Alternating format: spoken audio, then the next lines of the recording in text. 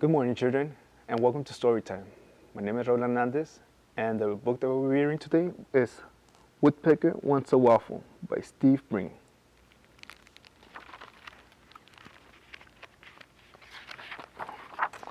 Woodpecker Wants a Waffle. So our story begins saying, one morning, Benny awoke to the best tummy rumbling smell.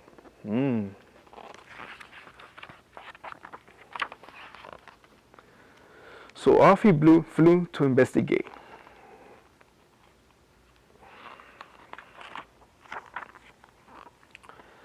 Waffle, he read. What in the world is a waffle? The waffles smell good. The waffles look good. The waffles must taste good too, thought Benny. I want waffles, Benny declared. Benny politely pecked on the floor, on the front door. Tap, tap. But instead of waffles, he got the boot. Bop. Poor Benny.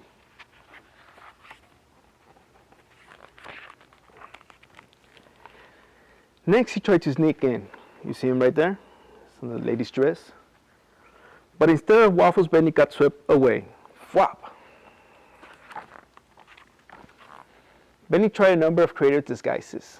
See, it's Hell Spectre, Spooky Mask, Baby, a milk carton. But instead of waffles, he got tossed in the trash. Whoosh, poor Benny. What are you doing? Asked Bonnie. I'm wishing for waffles, said Benny. The animal started laughing. That is ridiculous, Bunny said. One by one, the other animals chimed in. Raccoons don't eat ravioli. Lizards don't eat lasagna. Owls don't eat oatmeal.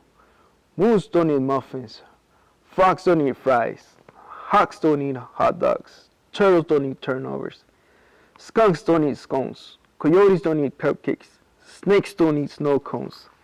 Bears don't eat bagels. Chipmunks don't eat cheeseburgers. And woodpeckers don't eat waffles. Well, why not? Benny asked. Why not? The animals grumbled, chirped, croaked, and whispered.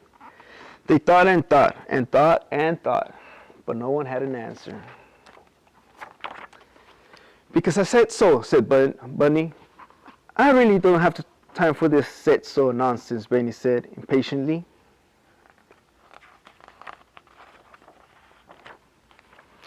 Benny got right to work devising a plan to get some waffles. First, I will shoot out of canyon, boom. Then hit the ground juggling. Then moonwalk and breakdance, followed by the stand-up comedy act with a Broadway-style finale featuring fireworks.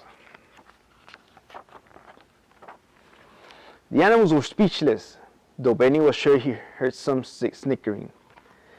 See y'all tomorrow. Don't be late. The next morning, the animals gathered in the field by the diner to catch Benny's big show. No one was late. No one except Benny.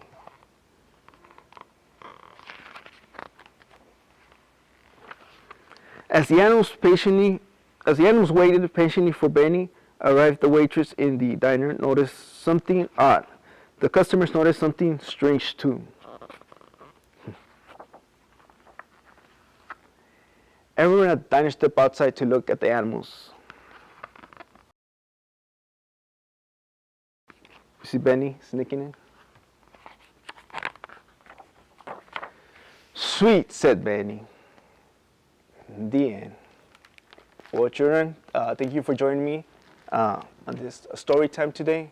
Hopefully we'll see you next time for our next virtual story time.